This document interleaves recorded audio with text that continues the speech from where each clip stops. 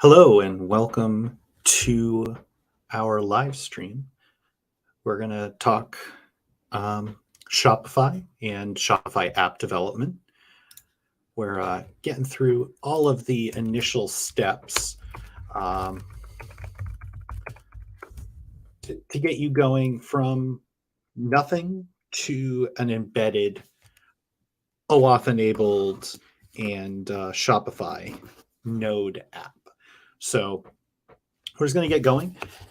If you have any questions, feel free to add questions into the chat on either YouTube or Twitch. We are streaming live on both. If you'd like to follow us on Twitch, we are at twitch.tv/TextConnects. So you are welcome to follow along if you have any questions at all. So we're going to get going and see what we can do here. So I'm going to get my screen share going as well. Should be able to see my Shopify partner dashboard. Biggest thing you are going to be required to have is a Shopify partners account. You can sign up over at partners.shopify.com, and it is a free account. Under the apps area here, you can go ahead and create a new app. Biggest thing we want to do is we're going to do it directly from the CLI. I am using a Mac. We have found that using a Mac is the best kind of first step to getting going with Node and everything else. You can do it with a PC or Linux. The PC, if you're using it, you'll get your best luck using WSL. Okay, so first thing is we're gonna get into my working directory. I'm usually in the documents GitHub repo where I have all my repos. And then we're going to go ahead and we're going to actually run this exact command here, this npm init at Shopify/app latest. This is going to get us the latest code for Shopify app development. It will actually create a new folder for you so you can run it at your root directory. First, we're going to go ahead, yes.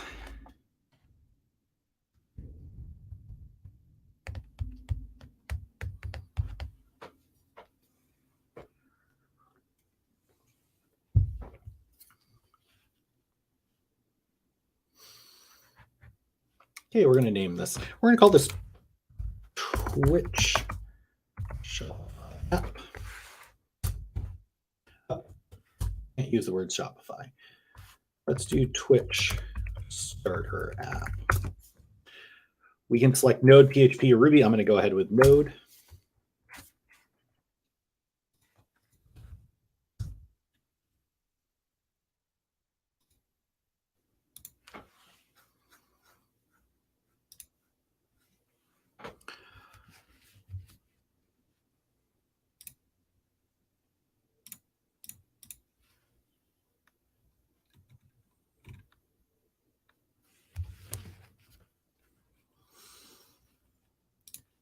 Okay, we're just waiting for this to happen. While this is happening, we are going to actually be using our Visual Studio Code environment here, and we're going to want to actually open up just our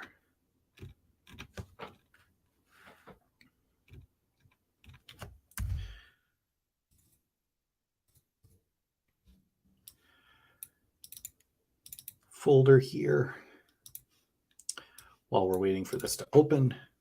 Okay, so now we've got this all ready to build.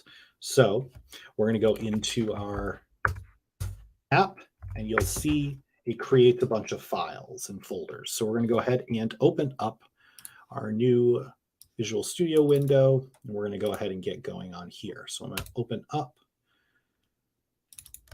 that new app that we have. Go ahead and trust this. Now you'll see we do have a bunch of stuff already in in our folders here, we've got our node modules already built. We're going to do most of our work in the web folder. Front end is the React front end of our store, or our app for our store. And then index.js is going to be our backend node app. Biggest things to look out for: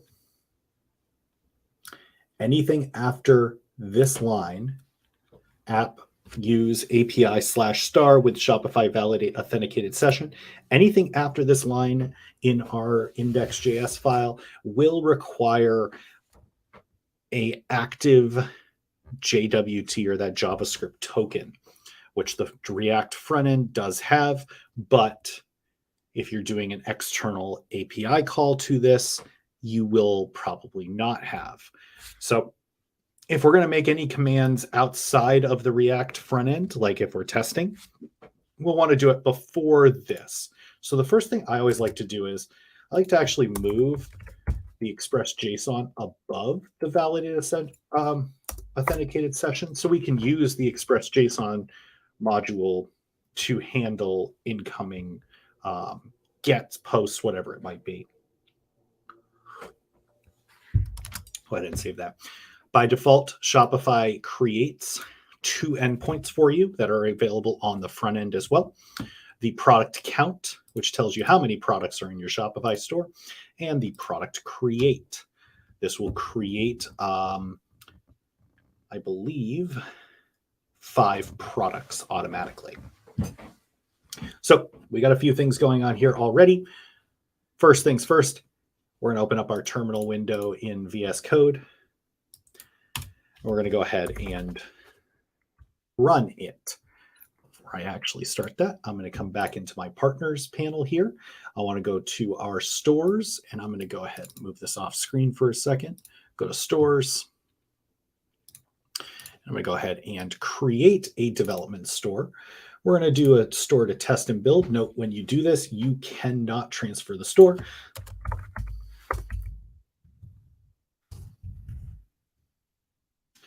Okay, we've got our My Shopify URL is here. You can't edit this My Shopify URL, but editing the store name ends up editing the store URL.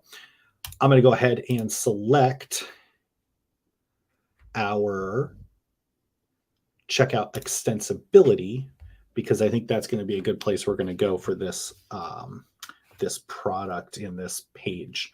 We're going to start with an empty store. You know, actually, let's add some TIS data to it. It's going to add some snowboards, but that's okay. So it's going ahead, and we're starting this up.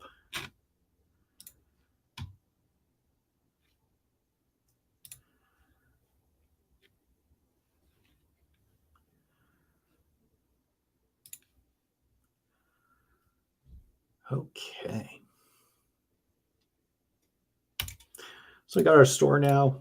We got some products in here. Like I said, a bunch of snowboards. Some have images, some do not. But we got our stuff here. So now we're good here. I'm going to go ahead and move this out of the way.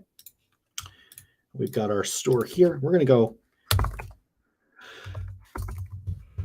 really simple, npm run dev. We're going to go ahead and do this. Okay. Now, while we authenticate, I'm going to go ahead and blank out the screen for a second here.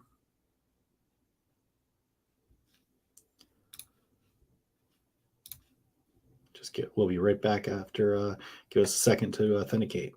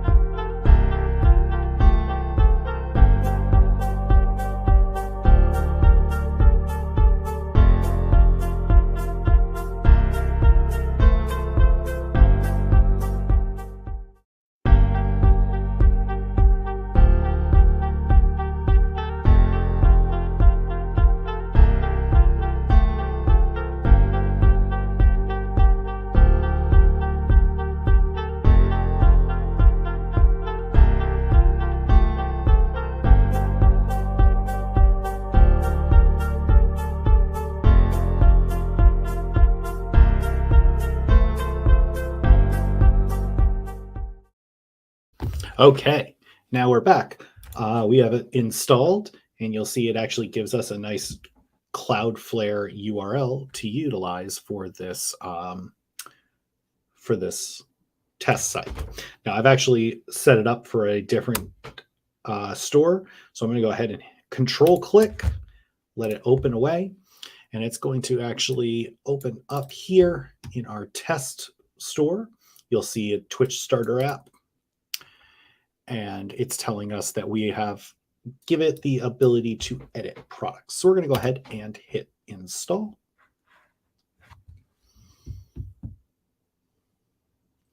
Okay, now we've got our app running. As you can see, we've got 869 products in this store, and you can add 5 products by clicking on this button. So far, everything is working as intended. Now, coming back into the code, we kind of went over index.js. The other file you really want to look at is called Shopify.js. Shopify.js is where all of the Shopify related items happen. And the way Shopify initially comes through is utilizing SQLite. So that's the first thing we need to kind of remove.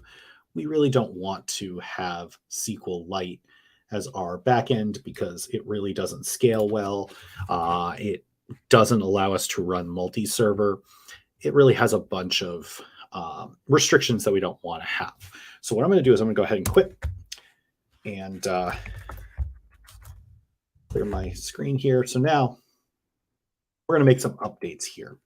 First being, we're going to go into our web folder, and we're going to npm install the important item, which is going to be our Shopify Postgres library, which is Shopify App Session Storage Postgres SQL.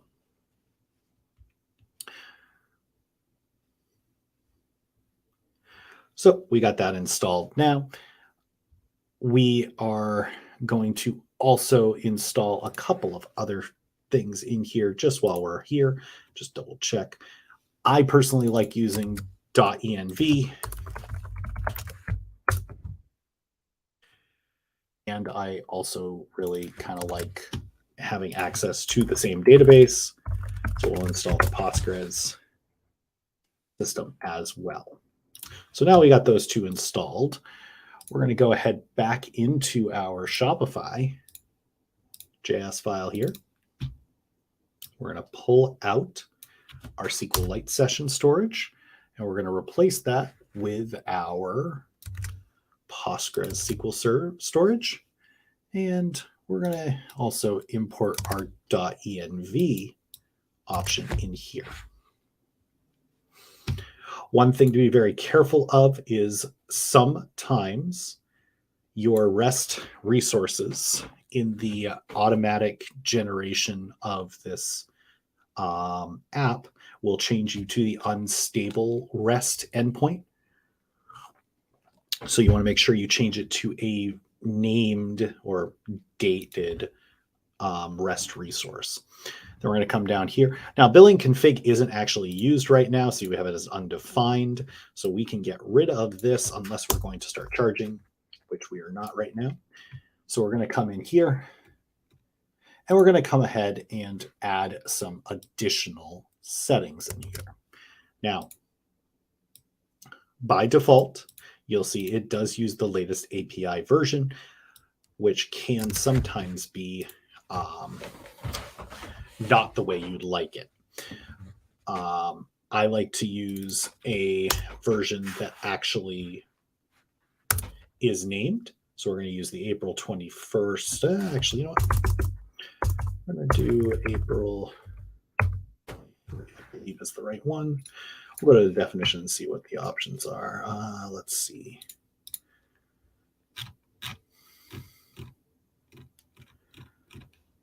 I think it's April. No, we'll do October.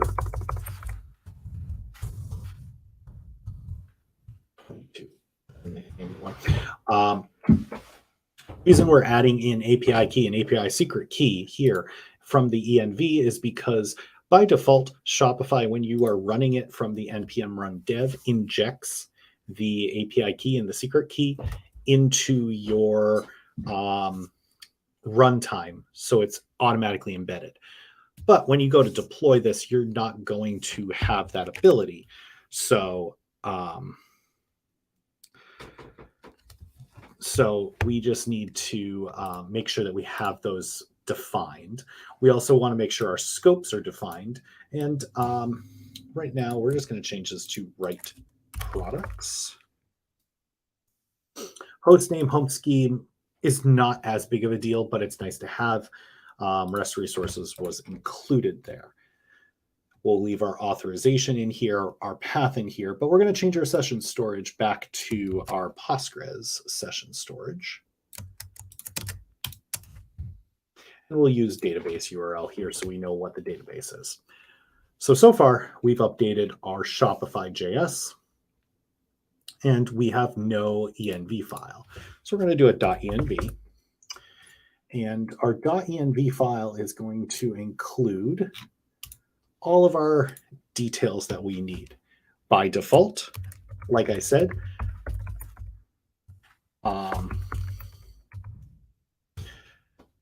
we have API key, API secret, and scopes injected by default. So we don't have to touch that when we're just writing our env file. If we want to do a database URL, we will just add it as such. If you want to change the scopes that are injected, you will add that to the Shopify app toml file here in the root directory. So we're going to leave it as write products for now. Go ahead, and I am going to pull in my Postgres connection here. And now we are good. So now we have our Postgres in there. We're going to go ahead and get back into our root folder, and we're going to run deb again.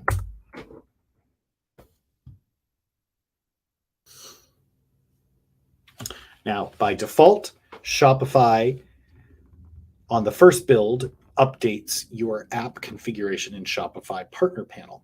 We want to do that sometimes, but once you deploy, you don't want to do that because you want it still pointing to your local, your server environment. So I would not suggest doing always by default, but when you're developing, yes, this time is perfectly all right. Let's see here. And we're getting an error because I did not import the API version in here, which is going to be helpful.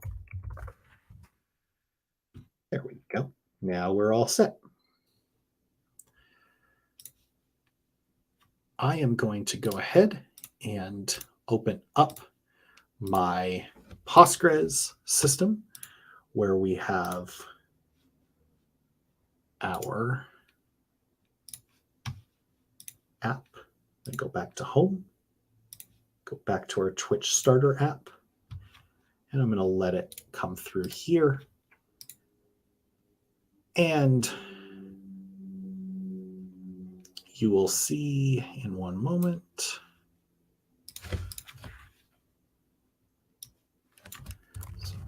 Sessions.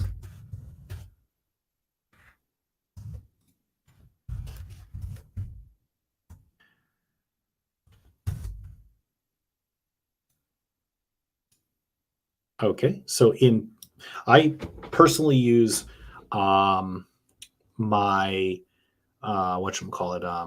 Table Plus, and you can see there's a table called Shopify Sessions. It creates this session table info with the API key locked over here. So that's where everything gets stored for Shopify with their authentication. So far, we've got a Shopify app built, configured. It is using our Postgres instance, and everything is working beautifully. Now, let's go into the front end. Everything starts from our index.jsx, goes into app, JSX, which has our left-hand navigation, and then our routes, which are pages, which are included here. If you want it to go to a page that is in a folder or somewhere else, you can add a new folder here, call it folder, and then I can make a new page and I can call it slug.jsx.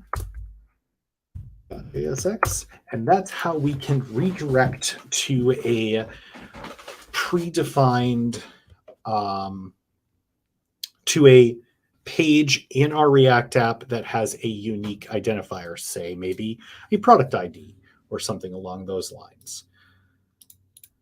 So I'm going to go ahead and delete that for now. And we're going to come to index.jsx. You'll see we have a bunch of stuff in here. You have all of our components. They use an I18N translation, which comes from the translation folder, which then goes to a locales folder, so I can actually have it translated. You do not have to go this route, but if you want to provide translations, that is a great way of making sure that your app is fully compatible with everybody's translations. You do not actually have to do anything in this routes folder. This is how, or this routes JSX, this is how React is routing everything.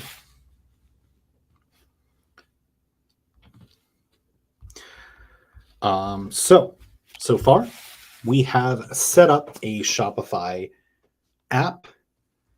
We've put it into the admin, and we have added Postgres to our session storage. Now, I'm going to go into our index. We have heading here. I'm going to go ahead and write hello world.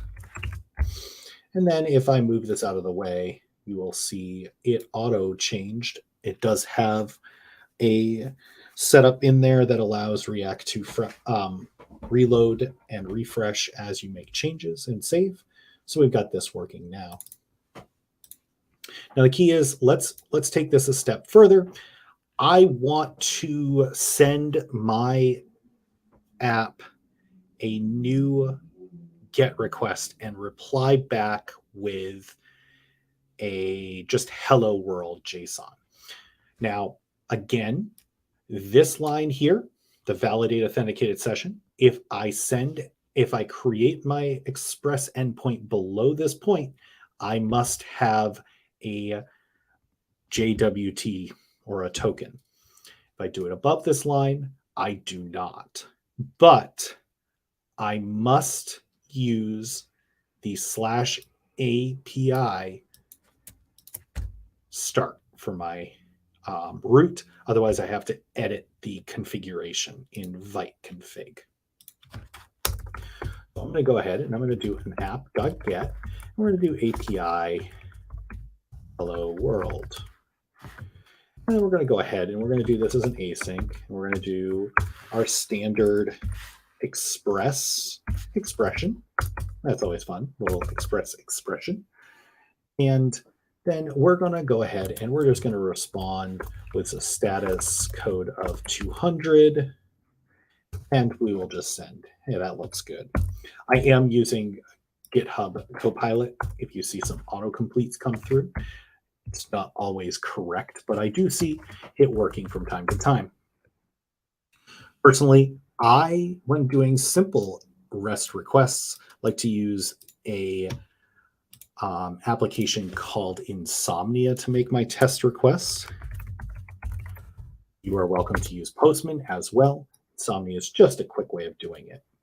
So I've got my Insomnia Twitch starter collection. I'm going to do an HTTP request. I'm going to go ahead and grab this Cloudflare URL, which, by the way, does change every single time you start.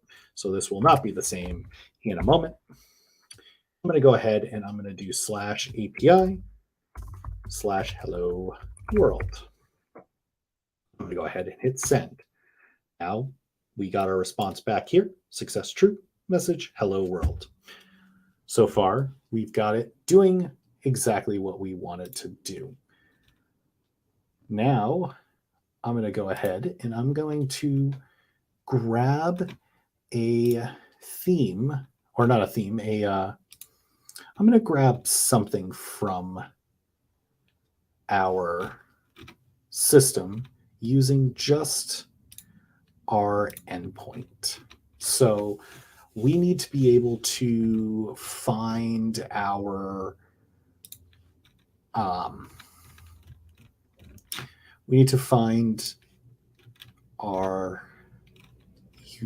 session info, but we don't have an active session when I'm just calling this. So let's say I want to see how many products are in my store.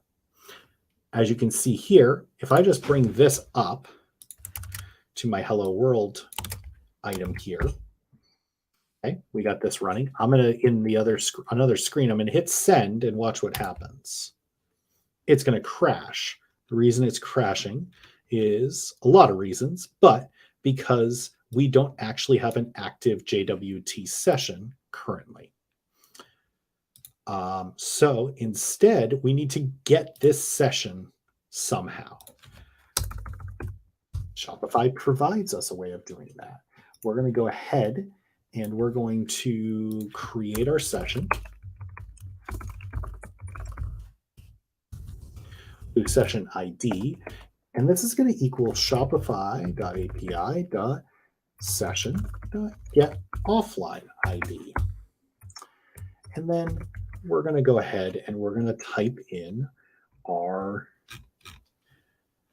Shopify or my Shopify URL, which is right here. Now you'll notice Shopify sometimes does a my Shopify URL. Sometimes it puts it in the URL up as a folder. So for now, I know it's this.myshopify.com. So this gets us a session ID. I'll pull back up our table plus again. It's getting us this ID number right here. Then we need to do a second command to grab the rest of the data from this table. So we're going to do const offline session equals, and then we'll await shopify.config.session storage retrieve, nope, not retrieve, load session, and then we'll pull in the session ID. So now this offline session is the same as this. So now save this, and we've recovered, and I'm going to go ahead and I'm going to hit send, and you'll see now I have a count of 869 products, which is the same as if we were getting the details here using the authentication. So that is setting up a Shopify app to retrieve data using the front end or using a back-end function. Please stay tuned for our next one, probably in a week, where we'll go over some more advanced things, but this is a good starting point. Have a great day, everybody, and we'll talk soon.